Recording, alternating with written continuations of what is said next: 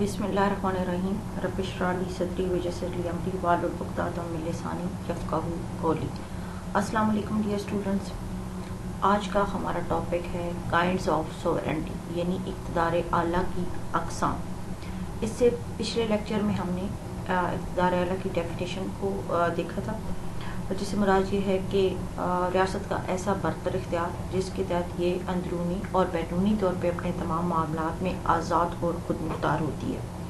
इसकी जो काइंड्स हैं, इसको देखने से पहले मैं आपको बताऊँ कि ये जो इक़्तिदार आला का कुली नज़रिया था, यानी एब्सोल्यूट कॉन्सेप्ट, यानी जो इस चीज़ को शो करता है कि रियासत के अंदर जो इक़्तिदार आला है वो मतलब नान हैसियत रखता है। उस ये जो वर्ड था उसकी नज़ली के साथ साथ इस लफ्ज़ के साथ जो है मुख्तलिफ़ टर्मिनोलॉजीज़ का इजाफा होना शुरू हुआ। जो रियासत के अंदर जो पार्ट्स थी और उनके डिफरेंट जो सोर्सेज थे उनकी निशानदेही करती हैं।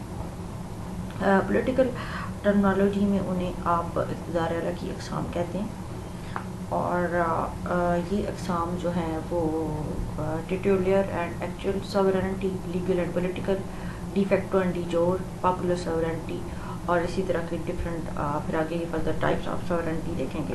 तो सबसे पहले हम स्टार्ट करते हैं टिटुलर एंड एक्चुअल सोवरेनिटी, यानी बराए नाम और हकीकी मुक़्तदर आला। अब ये क्या है, इनमें क्या फ़र्क है? बराए नाम मुक़्तदर आला आप उस शख्स को कहेंगे जो इक़्तिदार को इस्तेमाल करता है।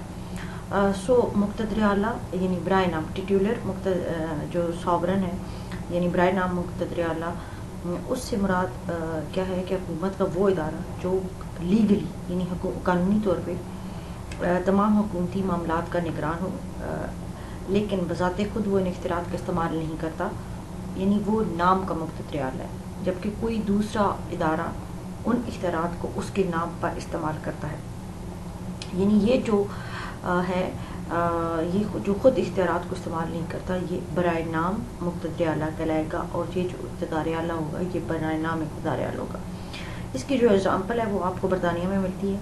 वहाँ का जो पॉलिटिकल सिस्टम है वहाँ पर देखें तो वहाँ पे आपको क्राउन और किंग के अंदर फ़र्क जो है वो नज़र आएगा।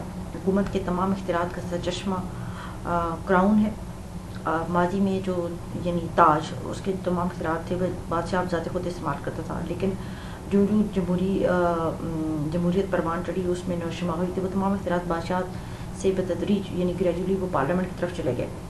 अगरचे कानूनी नुक्ते नज़र से वो तमाम इख्तियार अब भी बादशाह के नाम पर ही इस्तेमाल किए जाते हैं, और हुकूमत के मुख्तलिफ इदारे उनको इस्तेमाल करते हैं।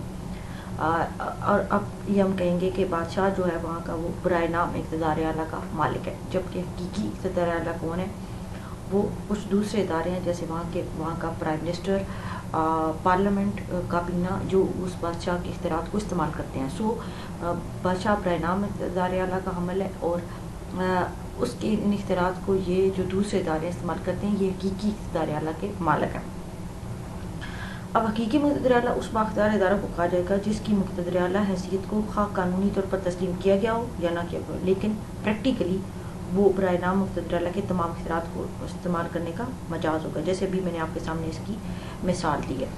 उसके बाद है जी लीगल एंड पॉलिटिकल सोवरेनिटी, यानी आइनी या कानूनी और सियासी मुक़्तदर आला या इक़्तिदार आला। अब आइनी लिहाज से या पहले हम बात करेंगे तो आइनी इक़्तिदार आला का हामिल वो इदारा होता है जिसकी मुक़्तदर आला हैसियत को कानूनी ममलकत कौन होगा, यानी आइन, जो उस मुल्क के आइन ने जिसको तस्लीम किया हो। चुनांचे ऐसे इदारा जो रियासत के एब्सोल्यूट पावर्स को इस्तेमाल करने का कॉन्स्टिट्यूशनली वो जो मजाज है, तो वो आइनी मुक़्तदर आला कहलाएगा, यानी लीगल या कॉन्स्टिट्यूशनल आप इसको कह सकते हैं। और ऐसा बाख्तियार इदारा कानून साजी के आला इख्तियारात का अमल होता है, और उसके बनाए हुए कवानीन को तमाम किस्म के अखलाकी और फितरी कवानीन पर जो है वो गालिब होते हैं, और अदालतें भी उन कवानीन को तस्लीम करके नाफज करती हैं। अब आते हैं जी पॉलिटिकल सोवरेनिटी की तरफ। तो यहाँ पे पॉलिटिकल सोवरेनिटी यानी सियासी इक़्तिदार आला से मुराद क्या ली जाती है?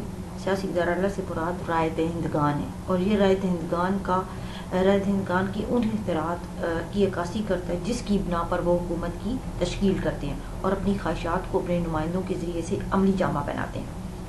اب جو پولیٹیکل ساورنٹی ہے اس کا تصور ڈائریکٹ ڈیموکریسی کے ساتھ وابستہ ہے، یہ اس کی پیداوار ہے جس میں عوام ڈائریکٹلی پارٹیسپیٹ کرتے ہیں اور نمائندے چنتے ہیں اور ان نمائندے عوام کی منشا کے مطابق نظام حکومت چلاتے ہیں، لیکن سیاسی مقتدر اعلیٰ آئینی مقتدر اعلیٰ پر فوقیت رکھنے کے باوجود بھی اپنی مرضی سے قوانین کا اجرا نہیں کر سکتا۔ وہ اپنے اقتدار کا اظہار صرف اور صرف الیکشنز کے موقع پر کرتے ہیں، یعنی ووٹر، کیونکہ جب میں نے ابھی کہا کہ سیاسی اقتدار اعلیٰ سے مراد یہ ہے کہ ووٹرز، رائے دہندگان، اب رائے دہندگان خود سے کوئی قانون نہیں بنا سکتے، وہ اپنے اس اختیار کا استعمال جو ہے وہ صرف الیکشن کے موقع پہ کرتے ہیں، جا کر ووٹ کاسٹ کرتے ہیں۔ ان کے لیے قوانین بنانے کے لیے الگ سے پھر ایک ادارہ موجود ہوں گے جو پارلیمنٹ کی صورت میں ہوں گے، ٹھیک۔ تو یہ اپنی مرضی سے قوانین کا اجرا نہیں کر سکتے، ٹھیک ہے۔ روسوں نے اس حوالے سے کہا تھا کہ برطانوی لوگ صرف جو ہے وہ الیکشن کے دوران میں ہی اپنے آزاد ہوتے ہیں، یعنی وہ وہاں پر جا کر ووٹ کر سکتے ہیں، اپنے اقتدار اعلیٰ کا استعمال کرتے ہیں۔ اب یہاں پر اگر ہم تھوڑا سا اس کو مزید الیبوریٹ کریں تو کانسٹیٹیوشنل ساورنٹی اور پولیٹیکل ساورنٹی کے اندر جب اگر کلیش ہو جائے تو کس کی بات یا کس کا اقتدار اعلیٰ پریویل کرے گا، تو اس میں آپ کو بات کلیئر کٹ پتہ ہونی چاہیے کہ میں نے ابھی بات کی کہ جس کے قوانین کو عدالتیں تسلیم کریں گی وہی جو ہے وہ غالب قرار پائے گا، یعنی جن احکامات کی پشت پر آئینی مقتدر اعلیٰ کی طاقت ہوگی، عدالتیں انہیں تسلیم کرنے پر مجبور ہوتی ہیں، خواہ وہ عوامی منشا کے خلاف ہی کیوں نہ ہو۔ اب کچھ مفکرین جو ہیں اقتدار اعلیٰ کی یہ جو ٹائپس ہیں آئینی اور سیاسی مقتدر اعلیٰ، اس میں کوئی فرق نہیں رکھتے۔ ان کا خیال ہے کہ اقتدار اعلیٰ کی جو ہے وہ ناقابل تقسیم حیثیت کے باعث اس کی آئینی اور سیاسی دو مختلف پہلو نہیں ہو سکتے۔ دراصل اس فرق کو بیان کرنے سے اقتدار اعلیٰ کی تقسیم مقصود نہیں بلکہ ایک ہی کامل اختیار کے اظہار کے دو مختلف ذرائع کی یہ نشاندہی کرتا ہے۔ قانون کو عوامی خواہشات کا انعدار بنانے کے لیے اقتدار اعلیٰ کے ان دونوں پہلوؤں میں ہم آہنگی ہونا ضروری ہے۔ اگین اس کی برطانوی پارلیمنٹ کی مثال یہاں پر بھی آئے گی کہ برطانیہ میں آئینی طور پر جو ہے وہ پارلیمنٹ مقتدر اعلیٰ ہے، وہ دونوں دستوری قانون بھی بنا سکتی ہے، عام قوانین بھی بنا سکتی ہے اور عدالتیں ان قوانین کو تسلیم کرتی ہیں۔ پارلیمنٹ کے آئینی اقتدار اعلیٰ سے بالا کوئی ایسی طاقت نہیں جو اس کے اختیارات کو محدود کر سکے، سو وہاں پر پارلیمنٹ جو ہے وہ آئینی اقتدار اعلیٰ کی حامل ہے۔ لیکن عملی طور پر اگر ہم دیکھیں تو وہاں کی پارلیمنٹ کا اقتدار اعلیٰ بھی محدود ہے، کیونکہ اسے بے شمار قسم کے اخلاقی حوالوں سے چیزوں کو دیکھنا ہوتا ہے، رائے دہندگان کی خواہشات کا احترام کرنا پڑتا ہے، اور بھی بے شمار قسم کے فیکٹرز ہیں۔ اسے آئندہ نیکسٹ الیکشن میں، انتخابات میں یعنی ناکامی کا خوف بھی ہو سکتا ہے، جس کی وجہ سے وہ قانون سازی کے اندر کچھ مصلحتوں کے پیش نظر جو ہے وہ ایک رویہ اپنائے، ٹھیک۔ اب اس کے بعد یہ تو آپ نے فرق دیکھ لیا کہ آئینی اور سیاسی مقتدر اعلیٰ کیا ہے، یعنی دوبارہ میں اس کو ریپیٹ کر دیتی ہوں، یعنی آئینی مقتدر اعلیٰ سے مراد ایک ایسا ادارہ جو قانون سازی کر سکتا ہے، آئین بنا سکتا ہے اور جس کی حیثیت آئینی طور پہ ویلڈ ہے، جائز ہے۔ اور پولیٹیکل ساورنٹی سے مراد یہ ہے کہ وہاں کے رائے دہندگان، اس کو سادہ زبان میں ہم اسی طرح سے ہی ایکسپلین کریں گے۔ اب آتے ہیں جو ڈی فیکٹو اینڈ ڈی جو ساورنٹی، اس کے بارے سے اگر میں آپ کو بتاؤں تو اس کو آپ ڈی فیکٹو کا بل فعل اور ڈی جو یعنی قانونی مقتدر اعلیٰ کہیں گے۔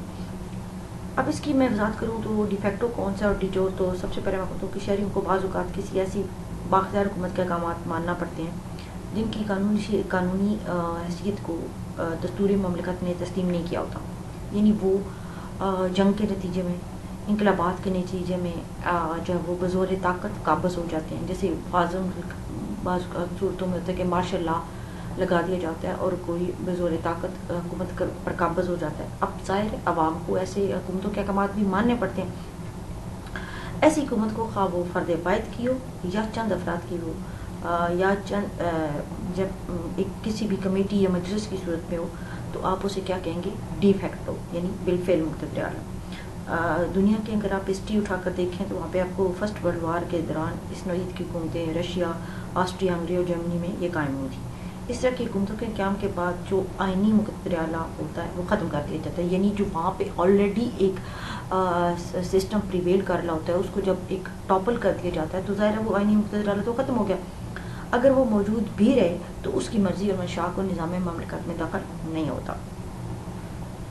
اچھا، اس کے بعد کیا ہوتا ہے کہ پھر ڈی جو ساورنٹی کی ہم بات کریں اب جو بالفعل مقتدر اعلیٰ یعنی ڈی فیکٹو جس نے بزور طاقت وہ قابض ہوتا ہے، وقت گزرنے کے ساتھ ساتھ وہ قانونی مقتدر اعلیٰ میں یعنی ڈی جو ساورنٹی کے اندر تبدیل ہو جاتا ہے۔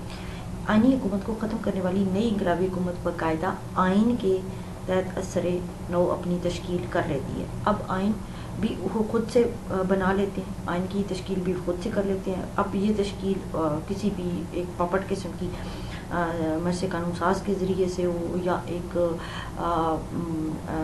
نام نہاد الیکشنز وغیرہ کروا کر ہو، اپنی خود کو الیکٹ کروا کر ہو۔ بے شمار قسم کی ایگزامپلس تاریخ کے اندر ہمیں اس کے حوالے سے بھی ملتی ہیں کہ مارشل لاز لگے، آئینی اور قانونی طور پہ ویلڈ گورنمنٹس کو ٹاپل کیا گیا اور بزور طاقت اقتدار پر قابض ہوا گیا، اور پھر اس کے بعد اپنی مرضی کی پارلیمنٹس تشکیل دی گئیں، الیکشنز اپنی مرضی سے کروا لیے گئے اور پھر خود کو ویلیڈیٹ بھی کروا لیا گیا۔ پاکستان کے اندر بھی اس طرح کے ایگزامپلس موجود ہیں۔ تو یہ جو جس نے وقت کے ساتھ ساتھ خود کو کسی بھی ہتھ کنڈے کے ذریعے کسی بھی سیاسی حکمت عملی چاہے وہ جائز ہے یا ناجائز اس کے ذریعے سے خود کو ویلیڈیٹ کروایا ہے، تو وہ کیا کہلوائے گا پھر یعنی وقت کے ساتھ ساتھ وہ خود کو اپنے آپ کو آئینی سانچے میں ڈال لے گا اور یہ کہلوائے گا ڈی جو ساورنٹی۔ ٹھیک، تو اب آپ کو یقیناً اس میں فرق پتہ چل گیا ہوگا کہ ڈی فیکٹو اینڈ ڈی جو کیا ہے۔ اس کی بات آتے ہیں پاپولر ساورنٹی کی طرف، یعنی عمومی اقتدار اعلیٰ۔ اب جو یہ پاپولر ساورنٹی یعنی عمومی اقتدار اعلیٰ کا جو کانسیپٹ ہے that was presented by Rousseau نے پیش کیا تھا۔ روسو کے بارے میں آپ کو پتہ ہے، ہم نے اپنے ہابس لاک اور روسو کا جو سوشل کانٹریکٹ تھیوری پڑھی تھی اس کے اندر بھی آپ نے پڑھا کہ یہ ڈائریکٹ ڈیموکریسی کا سپورٹر تھا۔ وہ کہتا تھا کہ عوام خود سے عوام کی اقتدار اعلیٰ کی نمائندگی نہیں کی جا سکتی، بلکہ وہ کہتے ہیں کہ معاشرہ براہ راست تمام اختیارات استعمال کرنے کا مجاز ہے۔ یعنی اس کے نزدیک یہ کیا ہے کہ کوئی انڈیویجول خود جو ہے اس کے بیہاف پہ کوئی اور اس کی نمائندگی نہیں کر سکتا، بلکہ وہ خود اپنی نمائندگی بہتر یعنی ڈائریکٹ ڈیموکریسی اس کا امید ہے، اور کہتے ہیں کہ معاشرہ سوسائٹی ایز اے ہول تمام اختیارات استعمال کرنے کے مجاز ہے۔ وہ کہتے ہیں کہ معاشرہ ایک کارپوریٹ کیپیسٹی کی حیثیت سے ہی اقتدار اعلیٰ کا حامل ہے۔ یہاں اب فرق پتہ ہونا چاہیے کہ what is the popular sovereignty and what is political sovereignty, یعنی عمومی اقتدار اعلیٰ سے بھی جب ہم مراد لیتے ہیں تو عوام کا، معاشرے کا، لوگوں کا اختیار ہے، اور جب ہم پولیٹیکل ساورنٹی کی بات کرتے ہیں تو وہ بھی عوام یعنی رائے دہندگان ووٹرز کی بات ہے۔ اب یہاں پہ فرق ہمیں دیکھنا ہے کہ ان دونوں کے بیچ میں کیا ہے۔ اب جب ہم پولیٹیکل ساورنٹی کی بات کریں گے تو پولیٹیکل ساورنٹی کے اندر یعنی میں اب اس کو پاپولر ساورنٹی کے اندر ایکسپلین کر رہی ہوں۔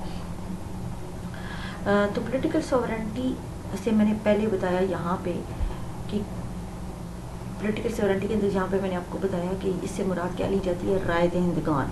ٹھیک، اور رائے دہندگان جو ہے اقتدار اعلیٰ کے مظہر ہیں جس کی بنا پر وہ اپنے نمائندوں کا چناؤ کرنے کے مجاز قرار پاتے ہیں۔ اب دوسری طرف پاپولر ساورنٹی کی بات ہے۔ ظاہر ہے روسو کہتا ہے کہ پورا معاشرہ جو ہے وہ سیاسی اقتدار کا حامل نہیں ہو سکتا۔ کیسے نہیں ہو سکتا؟ کیونکہ رائے دہندگان کی تعداد محدود ہوتی ہے۔ جیسے کیا ہوتا ہے کہ الیکشن کے ہر ملک کے اندر ووٹر کے لیے شرائط مختلف ہیں، کچھ ممالک میں 18 سال ہے، کچھ میں 21 سال ہے۔ اب 21 سال سے بلو جو لوگ ہیں وہ بھی معاشرے کا تو حصہ ہیں لیکن وہ رائے دہندگان تو نہیں ہیں۔ اسی طرح سے ڈیفالٹرز ہیں، کوئی بینک کرپٹس ہیں یا غیر ملکی ہے جن لوگوں کو ووٹ کے حق سے محروم کیا گیا ہے کسی نہ کسی وجہ سے، کچھ ہوتی ہیں وجوہات، تو وہ تو معاشرے کا حصہ نہیں ہے۔ سو وہ کہتا ہے کہ کیونکہ رائے دہندگان کی تعداد محدود ہوتی ہے جبکہ عمومی اقتدار اعلیٰ پورے معاشرے کی بالادستی کی نشاندہی کرتا ہے اور اس اعلیٰ اختیار میں ہر فرد برابر کا شریک ہے۔ سو روسو کے نزدیک کے مطابق عمومی اقتدار اعلیٰ اکثریت کی بالادستی کے اصول کی بھی نفی کرتا ہے، اور یہ اس اعلیٰ اختیار کو وہ جنرل ول یعنی اعلیٰ اختیار کو منشائے عام یعنی جنرل ول کا مظہر قرار دیتا ہے، جس میں وہ کہتے ہیں ہر فرد کی نشر منشا جو ہے وہ شامل ہے۔ اب یہ میں سمجھ سکتی ہوں کہ اب آپ کو یہ پوری طرح کلیئر ہوگا کہ پاپولر ساورنٹی سے کیا مراد ہے۔ پاپولر ساورنٹی سے مراد یہ ہے کہ پورا معاشرہ اقتدار اعلیٰ کے اختیارات کا حامل ہے، ان کے اختیارات کو استعمال کر سکتا ہے، لیکن یہاں پہ اختیارات کو کیسے استعمال کرے گا کیونکہ ووٹرز تو محدود ہیں، اور پولیٹیکل ساورنٹی کے اندر جیسے میں نے بات کی پولیٹیکل ساورنٹی کے اندر ووٹرز جو ہیں وہ اقتدار اعلیٰ کو استعمال کرنے کے عامل ہیں۔ ٹھیک، تو یہ آپ کو فرق یہاں پہ پتہ ہونا چاہیے۔ پھر اس کے بعد ڈفرینٹ ویگ کانسیپٹ کے حوالے سے اگر ہم بات کریں تو آج کل کے دور میں نمائندہ جمہوریت میں جو عمومی ادارہ کے تصور کے لیے کوئی جگہ نہیں. جیسے پاپولر سیورنٹی کی ہم نے بات کی, اس کے لیے کوئی جگہ نہیں, کیونکہ پورے معاشرے میں کسی ایک معاملے پر کامل اتفاق رائے نہیں پایا جا سکتا, یعنی کنسنسس بلڈ کرنا بہت مشکل سی بات ہے. نمائندہ جمہوریت کا دور ہے جس کی کامیابی کی بڑی حد تک وجہ جو ہے وہ that lies in the majority اکثریت کے اصول کے مرہون میں رہتا ہے. عمومی ادارہ کے تصور کی افادیت امرانہ نظام کے لیے تو تقسیم کی جا سکتی ہے, لیکن جہاں حکومت پر قابض ایک مخصوص گروہ پورے معاشرے کی نام نہاد وحدت فکر کی آڑ میں اپنا سیاسی غلبہ قائم کیے ہوتا ہے, لیکن اس لیے بعض نکات روش ہو کے عمومی اقتدار اعلیٰ کے تصور کو منشأ عام کی استبدادیت کا نام دیتے ہیں. تو یہ ایک مبہم سی بات تھی, ایک جنرلی ویگ کانسیپٹ پایا جاتا ہے. بہرحال اس کی کچھ ڈفرینٹ ٹائپس ہیں. فردر ٹائپس سیورنٹی کے وہ کیا ہیں, ایک تو یہ کہ بارکر نے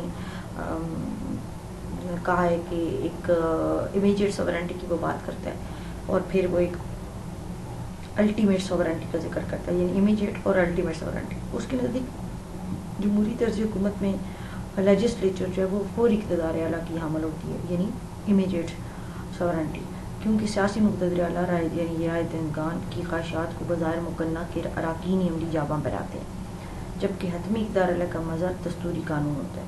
دستور نہ صرف حکومت اور فرد کے مابین تعلقات کو استوار کرتا ہے, بلکہ وہ تمام اختیارات کا سرچشمہ ہوتا ہے. ملک کا آئین ہی تمام سیاسی اداروں کے اختیارات کا تعین کرتا ہے اور اس کی رہنمائی میں ثانوی قوانین بنائے جاتے ہیں.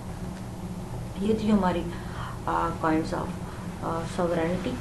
آج کے لیے ہم یہاں ختم کرتے ہیں.